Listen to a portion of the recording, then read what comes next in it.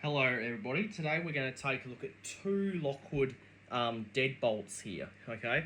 Both of these are Lockwood acid alloy deadbolts, okay? So these are mortise locks, okay? So, and they're both the what's known as a deadbolt, okay? So the deadbolt is like a bolt that protrudes out. It has no handles and it's just a simple deadbolt. So like what you might see on your front door with the round type, alright? So the first one we're going to look at is the 3540, and the next one we're going to look at is the 3571. Both of them are identical. There's only one big difference that makes these two different. Well, one of the box, one's narrow, one's wide, okay, and also the type of cams and stuff that these two take. All right, so I'll take them out of the box and I'll just quickly show you the lock body. So when you open up the box, you're going to get your accessory bag with all your screws, okay, and your cylinder retaining pins. Take note the length of the pins the pins in this one, and also the cam on the back. So this one here has the Y cam and the Y adapter. So these would be basically as used for an entrance kit because they have the turn adapter. So this will be entrance has the key on the outside and the turn on the inside. Now these locks don't come with a cylinder though, so you would need to purchase a cylinder or just use the one from your existing lock. Okay, this here is our faceplate which goes on the side of the lock. So that's your faceplate there, has just the one hole. This is also used on the passage mortise locks as well, the ones with the passage latch. Okay, such as the 3573, 74 I think is the passage, or is it the 75? I'll have to take a look into it. Okay, this here is your striker plate. As you can see, this striker plate has no lip on it. Okay, there's no lip here, it just has a simple hole and 6 screws holding it in. Okay, you also do get your strike keeper, which would go under here. Most people use it, some people don't, so that is included. And this here is our lock body here. Okay, so this is the wide one, and this one here is a deadbolt. Okay, so that's the first lock. So I'll just put some of this stuff back in the box, and I'll show you the other lock, the slim one. So in here, once again, you're going to get the same stuff. This one here has less screws. It only has less screws. The turn snip adapter you can see is different. It has this is the what's called the R adapter. So it has the like bunny ear cam on the back to operate the cog, and also you have the R cam, which is the rabbit cam. So that's the difference there. Okay, you do get your faceplate. Take note that the slot for the bolt is slightly different. It's actually a more of a rectangle. It's actually longer and narrower. Okay, and this lock does not come with a striker plate. Okay, and of course we're going to get the lock body here. Okay, you might notice that this lock body is slim. Okay, and also the bolt is different. Okay, and I'll show you what the differences are in the bolt on the actual lock. Okay, so this one here is the wide one. So this one here is used on wooden doors. This one here is the narrow one. This is used on metal doors. So ones like what you might see on your shop front or something. Okay, but they're both deadbolts. So what deadbolt means is that when the lock is locked, the bolt cannot be shimmed, cannot be pushed down. So when this is locked, you can't stick a piece of metal in here and try to push it down because it is a deadbolt. It's dead. Okay, the bolt goes dead, preventing it from being shimmed open. Okay. All right, so that's and it's the same for this one here. Once this is projected out, you can't push it back. Okay. Now this one here, both of these are for hinged doors. Okay, they're not for sliding doors. There is ones for sliding doors. Okay, the sliding door model, this has 2 hooks when the bolt projects out. The 2 hooks catch into the striker plate. The other one, the sliding version of this has like a hook bolt. This one here has just a plain bolt. So this one here is for, both of these are for hinge doors only. They're not for sliding doors. Okay, so, okay. Now, these locks, they both take a standard 570 cylinder, which is an oval type cylinder. I'll just go get one to show you.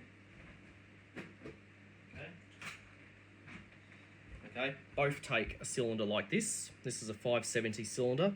Okay, one is identified by the shape, and also it has the cam on the back. So this is not the right cam for these locks. If you have a cylinder like this and you want to put a deadbolt in, you will need to change out the cam. So if you're using this one, you need to use this Y cam that's included in the right here. Okay, sometimes the cams come with the lock, sometimes they don't. If they don't, just ask the locksmith and they'll include a cam for you, and also the turn adapter, which is this one here. So this is the Y adapter, this is the Y cam. You can also use this with the W cam, okay, but they will work. We will work with either of them. Do get your screws. Okay.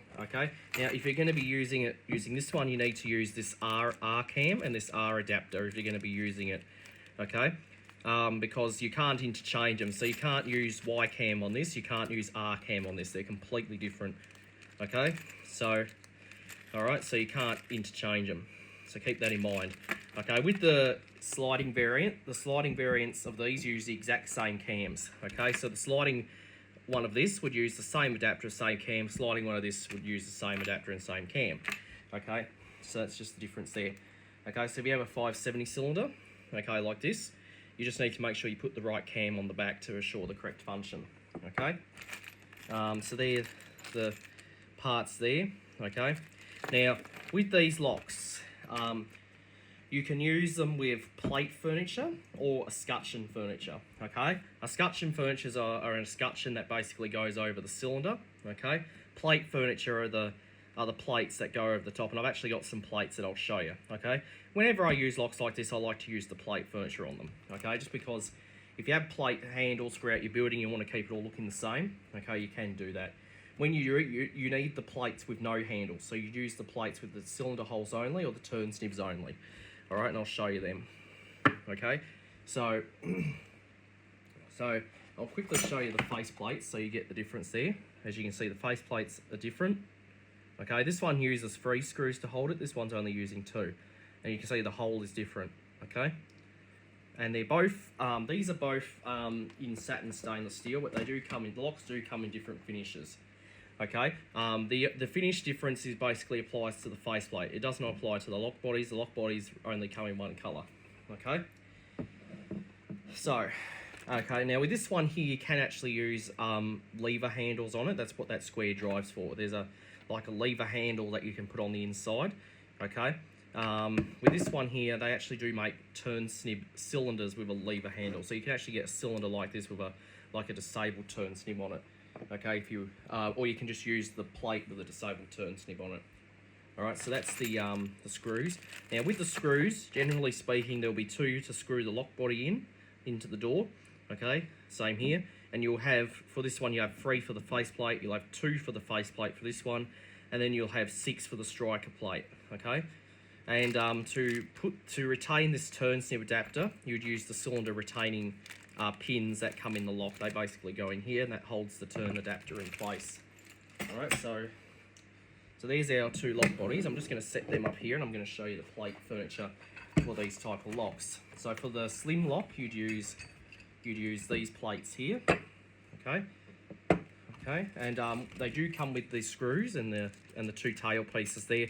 So the tail pieces for the turn snib and the 2 screws for that go here and here to secure the plate to the door. Okay, so these ones here will be used for the entrance kit, but if you're going to be using other functions like glass door, where a key on both sides, you would need to use these 2. So these 2 for glass door, these 2 for entrance. Okay, if you're going to be using passage, you'll need 2 of these, one with holes and one without holes.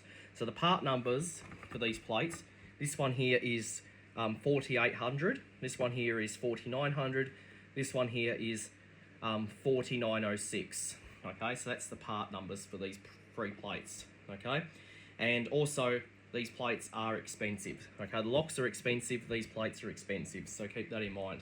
Okay, but you do get good quality. Okay, because they're all made by Lockwood. Okay, and Lockwood do make a good product.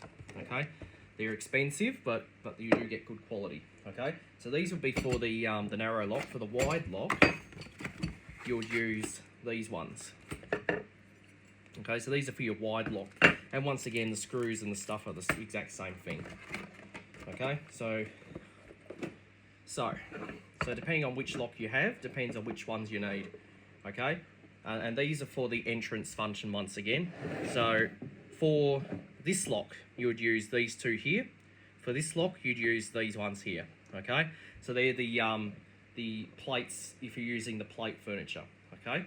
And I would recommend you do use the plate furniture, okay? The plates are not cheap, but you do get good quality.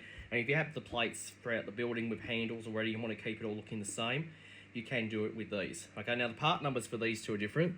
This one here is 1906. This one here is 1800. Okay, so that's the part number. Okay, so that will be the part number for the plates. Now, generally, you'd have to purchase the lock and the plates separate. Okay, sometimes you can get them in a kit where you get the lock and the plates and the cylinder.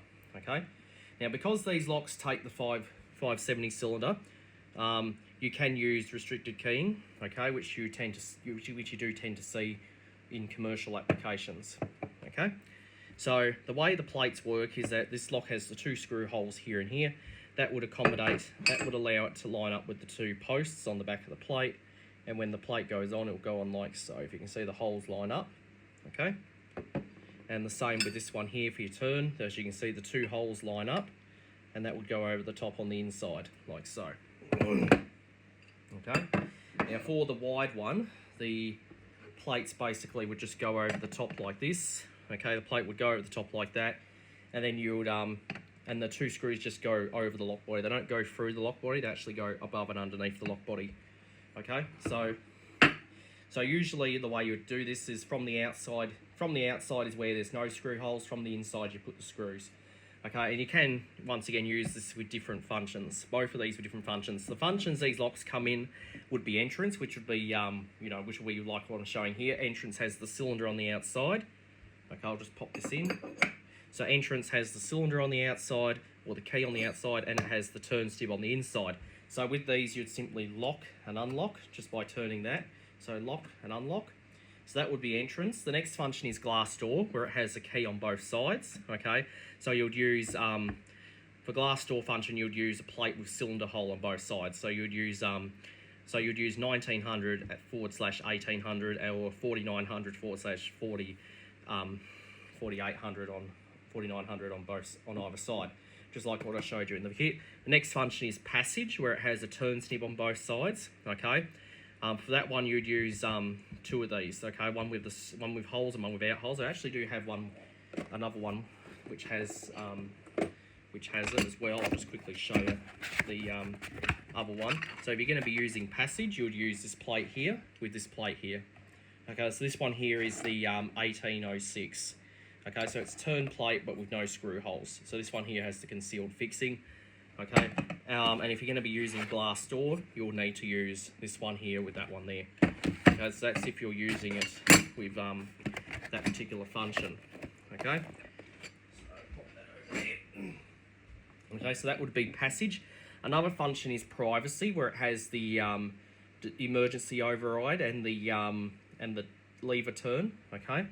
I have shown you the plates for those before. The plates would be 1813 and 1934, I believe, or it could be for 1934. I believe those are the plates you'd need. Okay, for this one here, you would need to use the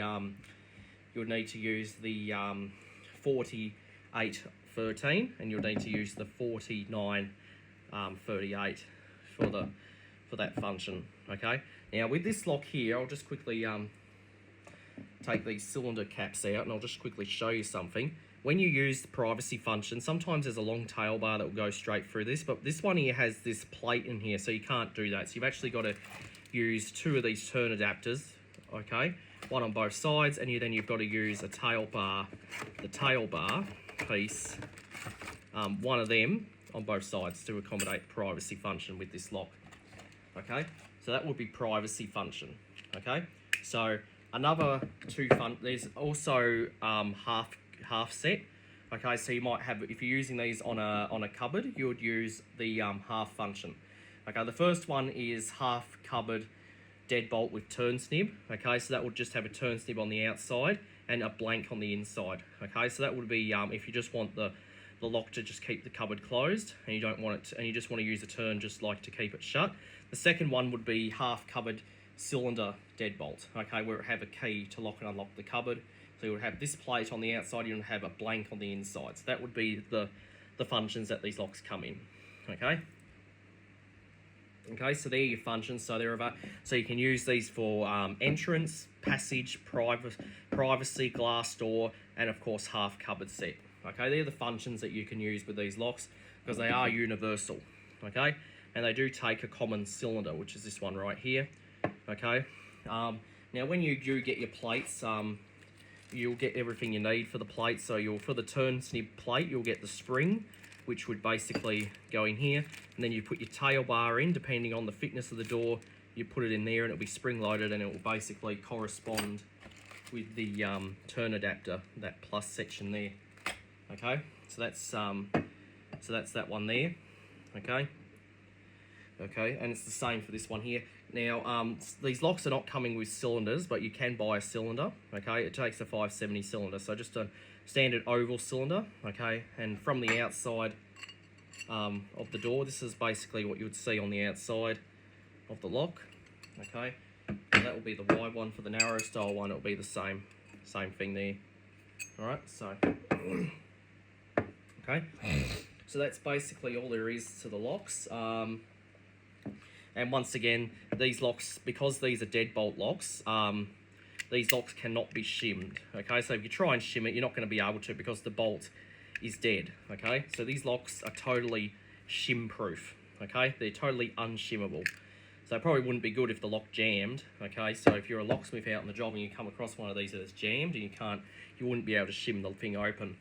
Okay, you would need to. There is a way that locksmiths have a way of bypassing these locks, but it does require special tools. Okay, which only locksmiths have.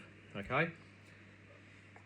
Alright, so I think that's basically all there is to these locks. Okay, they also do have the caps in the cylinder that just protects the lock. It keeps rubbish out of there. This one here has this extra hole. I don't know what that's for.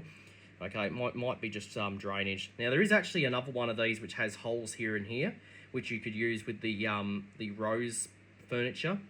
Okay, that one's different. This one here doesn't have them. So this one you can only use with the plate furniture, really. So, and this one here, you can use the escutcheon furniture, or you can use the plate furniture with the holes here and here. Okay, and you can also get it with the escape lever on the inside. Okay, so you can actually get a plate like this which has a handle attached in the spot of that you can actually use. Okay, so that is essentially all there is to these locks. So that is a comparison between the Lockwood 3540 and the Lockwood 3571. Okay, deadbolt mortise locks. Okay, so this one here for wood doors, this one here for metal doors, and you can use the full size plate furniture, which I would recommend you use.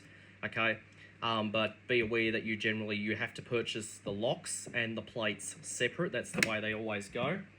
Okay, and then once you do that, you have the complete kit. But generally speaking, to buy the kit, you could expect we'll probably search you back $300 in total, because you've got to pay for this lock body, and you've got to pay for these plates, and these are expensive. Okay, now this one here for this 1800 has actually been a price decrease. This used to sell for about $85. It's now $79. Okay, so the price on that has come down. This one here, there's been an increase, unfortunately. This one here, it was $115. Now it's about $121 for this plate now. For this one here, I think it's about $150. For this one here, I think it's about maybe $130. I don't know, 30. So they're not cheap. Okay. And these the lock bodies are not cheap either. So this one here is about $170, I think, and that one's about probably nearly $200. The sliding door ones are even more expensive. So it depends on which one you get. Okay, but you do get good quality. Like, you got solid stainless steel. Okay, you got a solid stainless steel plate. You've got a die-cast lock body with stainless steel parts. Okay, you got a stainless steel bolt. Okay, and so you got parts that are going to last you for years. Okay, so they are designed to be used commercially. All right, so that's the Lockwood deadbolt mortise locks. Okay, wide and narrow. Okay, so I hope you enjoyed, and that'll be it.